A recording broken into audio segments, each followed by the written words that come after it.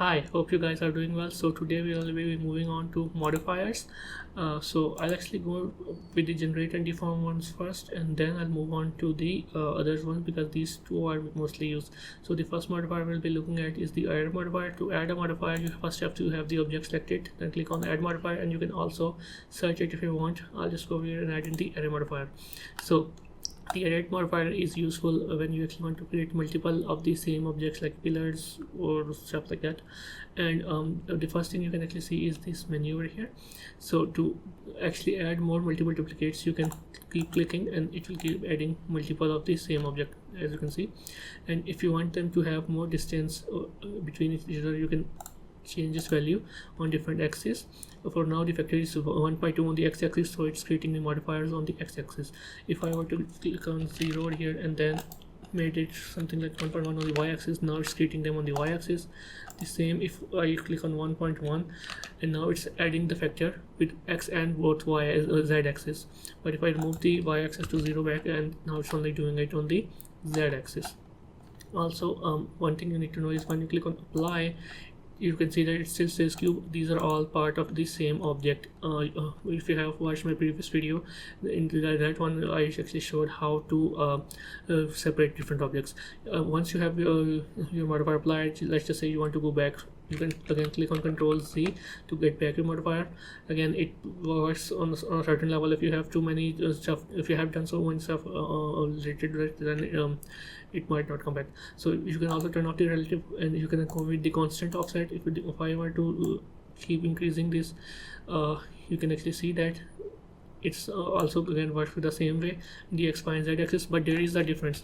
Let me just show you between the two options. So in this one, we will have a relative offset of 1 in the x-axis, and in this one we have a constant offset of 1 in the constant offset 1. Now what is the difference between the two?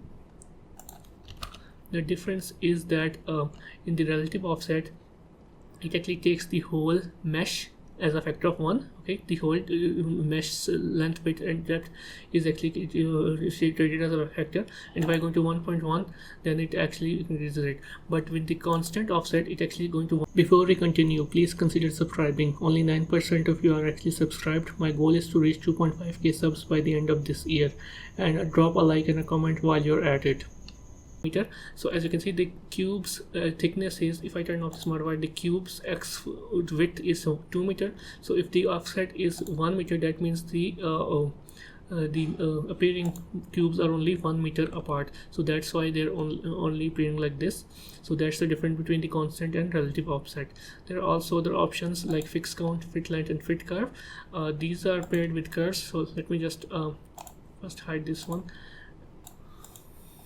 So if I have, let's just say, a curve, and I'll just add this bezier curve and then start scaling it like this, I can make my fit length. If I go into fit length, and we have to pair it with the curve modifier. So sadly I have to add in another modifier, but I'll go in depth with the curve modifier later on. Right now you just need to see it. So if I do that and then start increasing the length, you can see that it's even deforming the cubes and adding the cubes with the length of the curve. Then there is also the option of fit curve. It actually does the same thing as the curve modifier. Let me just move the curve modifier, but over here you can see that it is affected by the relative and constant offset, and also you can combine the relative and constant offset to get different results. Now I'll just delete the curve for now, and I'll just turn off the constant offset, and then we'll go into the object offset. Now if I have a shift A, and this is called an empty, there are different types of these empties. They basically don't show up in the rendered, and you can use them and pair them up with different modifiers and stuff like that. So if I just select over here and click on my empty, so now my empty is treated as an offset for this. Now if I select and start moving my empty, you can see that the cubes are appearing and disappearing based off where my empty is going. Let me just go into wireframe mode, and now you can clearly see that.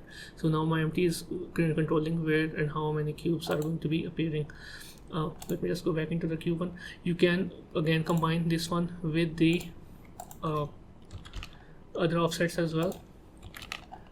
now if I now as you can see that all three of these are turned on, and if I select the empty and start moving it around with the G key shortcut, you can see that they're appearing and moving around with respect to the empty. You can also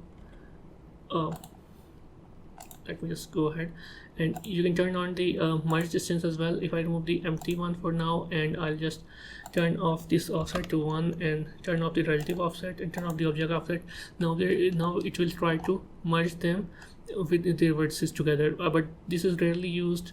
And the UVs one, again, it is rarely used. The caps option, again, rarely used. The most options that you're going to be using is the object offset, constant offset, and relative offsets, and the adder modifier is typically used to again create multiple of the same objects. So I hope you guys learned something today. Please leave a like and comment, and I'll see you in the next video. Bye. If you found this video helpful, please leave a like, comment, and subscribe to my channel, and watch for another one of my videos, as that's how the YouTube algorithm works. It's a small channel and it won't cost you anything. Thanks, and I'll see you in the next video.